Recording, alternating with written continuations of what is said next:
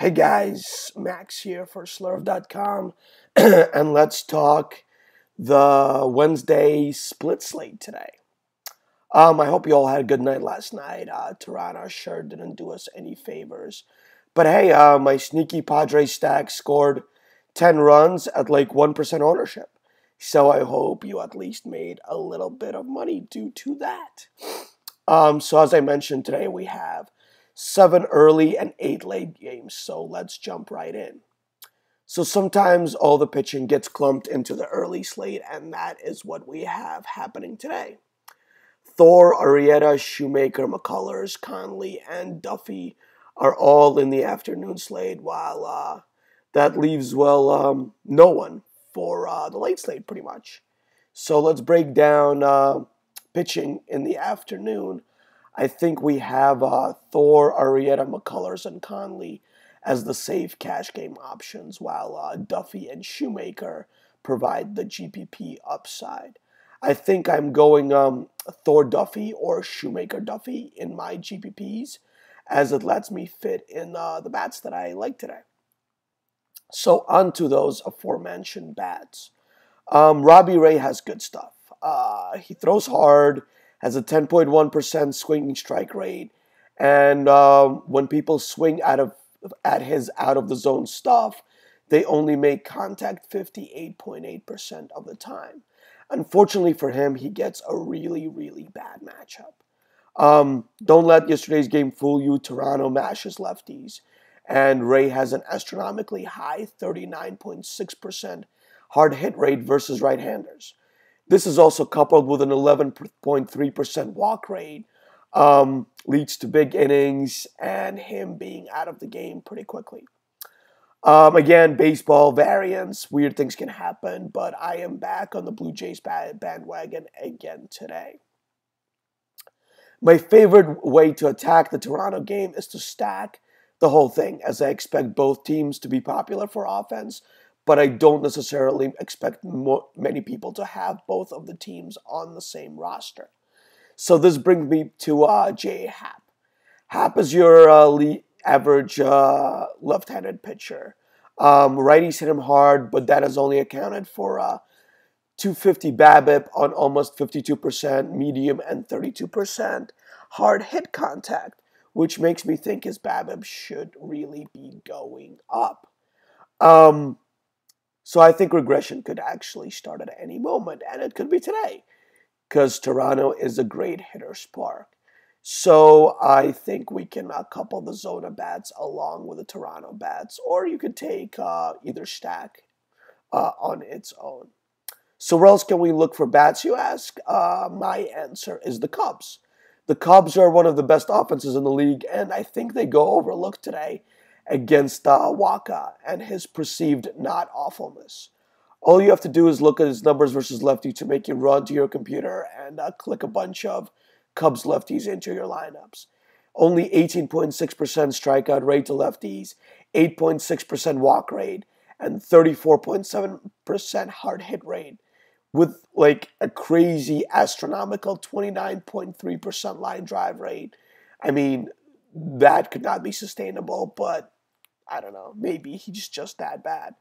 Anyway, I think it can get blown up here pretty easily, and I expect the Cubs to be low owned. So let's go to Oakland. It's not a great park for hitters, not a great lineup for the A's, but Guerra gives up hard hit rates of 38 and 39% to both sides of the plate, and somehow his BABIP is in the mid 200s. Again, not sustainable. So I like Oakland lefties more today, but I don't mind some righties with pop either, as his fly ball rate is 42% versus righties.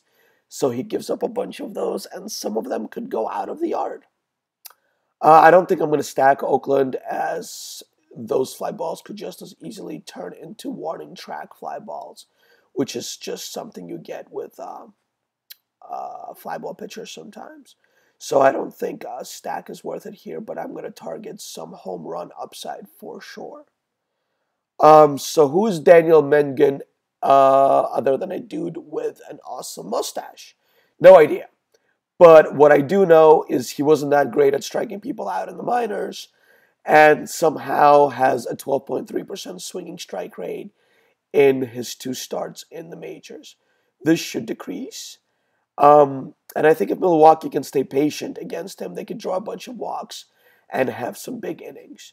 So I think you can definitely play a Milwaukee stack here in the early slate at pretty low ownership. Okay, guys, on to the night slate, where I am going to try to be a bit more brief due to the fact that we have an expert chat at 5 p.m. today, and we're going to definitely go in depth there. So Eddie Rodriguez is the first guy I want to talk about. He can't get anyone out right now, which is good for the White Sox, because pretty much everyone has been able to get them out so far this year. Anyway, I think the White Sox put up a pretty good number today at Fenway, and I don't expect their ownership to be high today. On the other side, we have the Red Sox, who I just want to briefly mention, as they've been letting people down left and right so far. Quintana is due for a bit of regression, so I do expect his numbers to come down as the season goes along, and that could start against the Red Sox today. I think their stack is going to be low owned, and I think they, as they have shown many times this year, can go off for a big number. So I'm going to say something here, and I want you guys to bear with me. Eric Johnson is not a good major league pitcher. There, I said it. He has an xFIP of 6.47 to righties, 4.41 to lefties, 13.7% walk to righties, and almost 50% hard contact to lefties, inducing way too many fly balls to leave a park like Camden Yards unscathed. I think you can look at his career numbers, even though he hasn't pitched that much this year, so you may think that those numbers are elevated. His career numbers don't look anything better. Yeah, that 50% hard contact rate, which is astronomical, goes down to 35%, but that is still too high. So I'm going to roster a ton of Orioles today, and I'm not going to look back. Yes, the baseball variance thing can happen at any moment, but I'm going to take my chances here. So yesterday, my best team was a stack of Baltimore and San Diego, and I think today may be the same thing. Ubaldo's a bit better than his numbers have shown, but he can still get blown up here pretty easily. He's better targeted with lefties, but the Padres just don't have many of those. So I'm just going to take as many good bats as I can against him, whether they're righties or lefties. Dan Straley gives up too many fly balls to lefties and righties, but he limits damage by inducing only 26.7 hard hit rate to lefties, which is pretty elite, actually. He also has a very respectable 26.2% K rate to righties, which also limits damage. So I expect the Rangers to be popular today, but I think I'm going to fade a full stack and just pick some high upside lefties here, hoping for a few home runs. So the big question today for me is, will Minnesota start hitting lefties better? I have no clue. I've rostered them way too much this year against left-handers, and my bankroll would look way better right now if I have not. I have no idea what I'm going to do with Minnesota and Morgan today. Morgan has been pretty good at striking people out so far this year, especially in the last 2 starts, but he's still giving up way too many home runs and fly balls. So I do think a Minnesota stack is going to be over-owned today. So I think I'm just going to target some high upside home run guys like Plouffe, Dozier, and Nunez, and leave a full stack for others. Last but not least, I think the Detroit game gets overlooked today. I don't think either of these pitchers fare really well against their opponents. I'm not sure either is going to get blown up, as they're pretty good, but I think you can target these stacks here as really low-owned sources of high upside. So let's jump right into Iwakuma. He doesn't get blown up too often, and the numbers of his success so far are spurred by a 243 BABIP on a 29.7% hard hit rate versus left-handed batters, but versus righties. I'm sorry, But these are the Tigers we're talking about, and they can get to anybody. So I think if I'm going to go Tigers today, as I said, I would go for a full stack.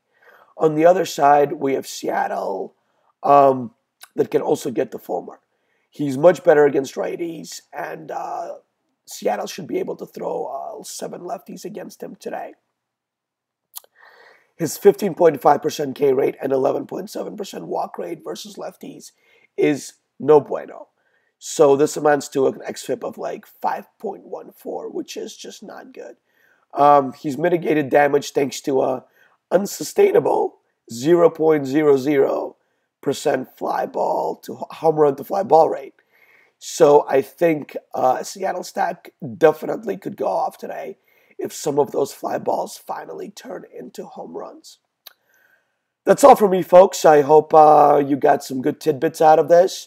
As always, I will be in the chat throughout the day, so ask your questions there.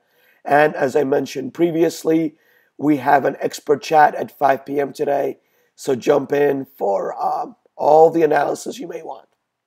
All right, guys, good luck, and I will talk to you later. Peace.